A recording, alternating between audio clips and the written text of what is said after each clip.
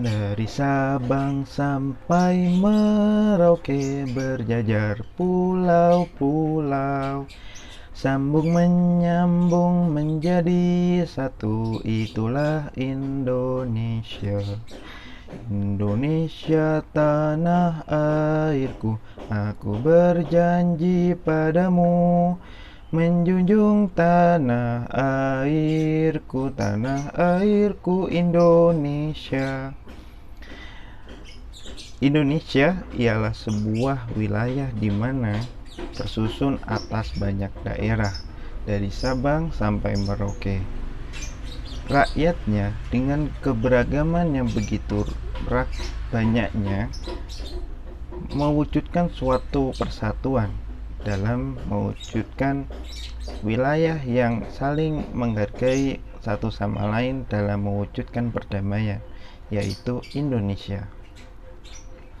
Kali ini saya Muhammad Zakirofi dalam pelajaran modul Nusantara akan memaparkan sebuah cerita kembali dari novel Sutasoma.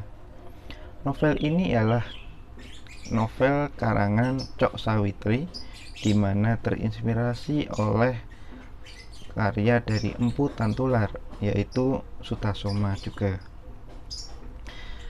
Seperti apa kisahnya? Berikut adalah pemaparannya. Dahulu kala hiduplah seorang yang bernama Sudasa atau Raja Sudasa dalam kerajaan Ratnakanda. Raja Sudasa adalah raja yang memimpin suatu wilayah, di mana wilayah tersebut adalah wilayah yang makmur dan sejahtera. Suatu ketika, dalam beberapa lama masa kepemimpinan Raja Sudasa, banyak dari para anggota kerajaan yang hendak melengsarkan Raja Sudasa. Beliau mengalami banyak tekanan, baik itu di fitnah maupun dalam perlawanan secara formal. Hingga suatu ketika Raja Sudasa menyadari agar kerajaan Ratnakanda ini hendak dipersatukan kembali kedaulatannya. Banyak pihak yang tidak terima, sehingga perlawanan pun dimulai. Raja Sudasa yang tidak menyadari bahwa persiapan dalam melakukan perlawanan ini sudah terlalu rapi, merasa bahwa banyak pihak yang tidak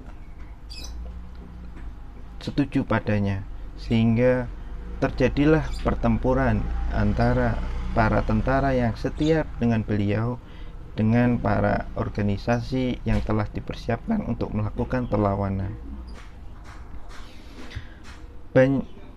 Banyak pertumpahan darah terjadi, dan anak dari Raja Sudasa ini, yaitu Jayantaka, di umur ke-10 tahunnya menggunakan kemampuannya untuk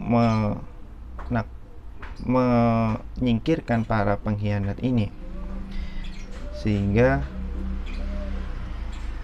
pertempuran pun mulai mereda. Dan selama beberapa lama, pada umur yang ke-16 tahun Raja Jayantaka, Raja Sudasa pun wafat.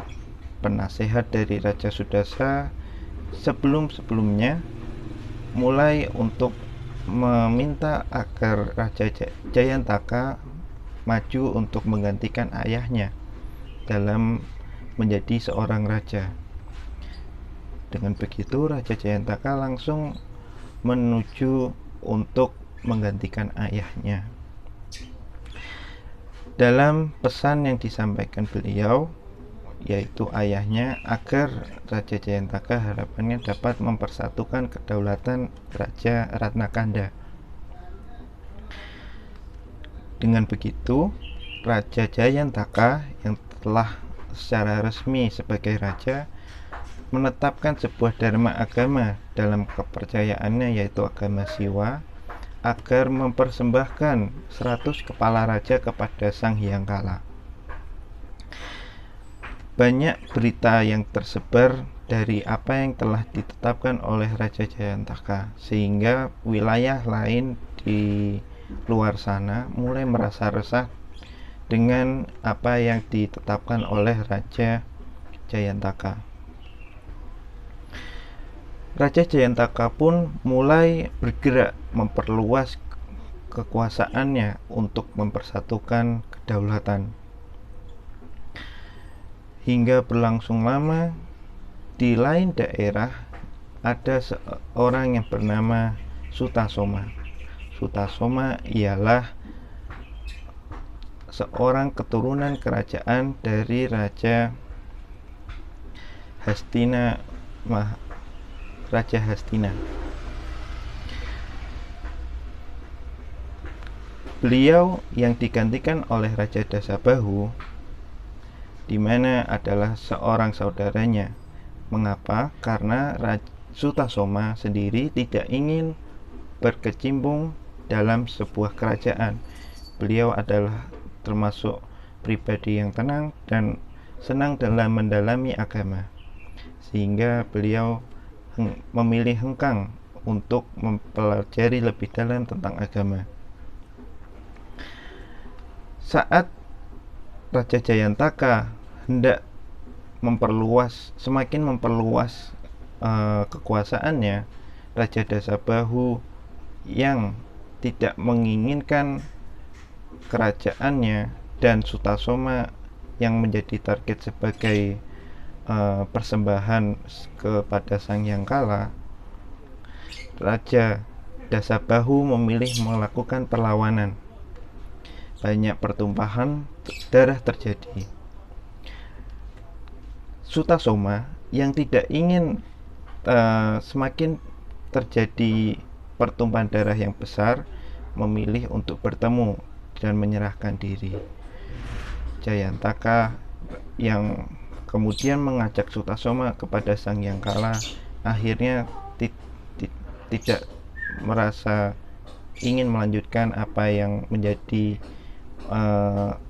tujuannya, karena mengingat apa yang disampaikan oleh Sutasoma, di mana mengajarkan tentang kasih sayang, sehingga pada akhirnya Sang Hyang Kala pun terharu akan apa yang dilakukan oleh keduanya.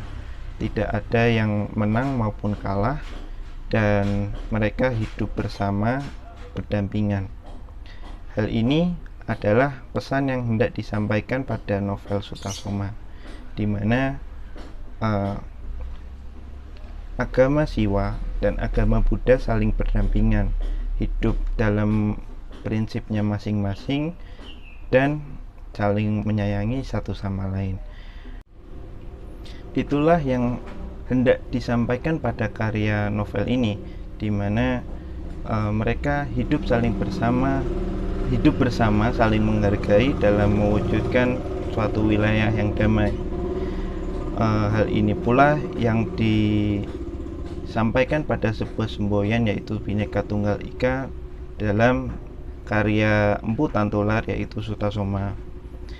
Sehingga Muhammad Yamin mengajukan semboyan ini untuk diterapkan kepada rakyat Indonesia, yang pada akhirnya terdapat pada lambang Garuda Indonesia pada bagian bawahnya. Semoga kisah ini dapat bermanfaat dan dapat dilaksanakan dalam mewujudkan sifat saling menghargai kepada sesama. Demikian atas penyampaian saya, kurang lebihnya mohon maaf dan terima kasih. Wassalamualaikum warahmatullahi wabarakatuh.